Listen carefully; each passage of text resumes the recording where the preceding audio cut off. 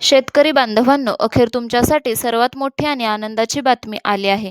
ज्या कर्जमुक्तीच्या यादीची तुम्ही चातकासारखी वाट पाहत होता, ती पहिली प्राथमिक यादी उद्या म्हणजेच 22 जुलै 2026 रोजी जाहीर होणार आहे.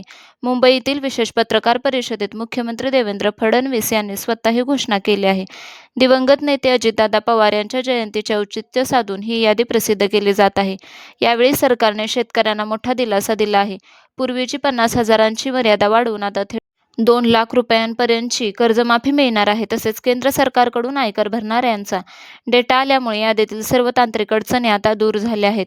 महत्त्वाची गोष्ट म्हणजे उद्या यादी जाहीर झाल्यानंतर पात्र शेतकऱ्यांच्या बँक खात्यात 30 जुलै 2026 पूर्वी कर्जमाफीचे पैसे थेट जमा केले जातील. त्यामुळे कोणत्याही अफवांवर विश्वास ठेवू नका.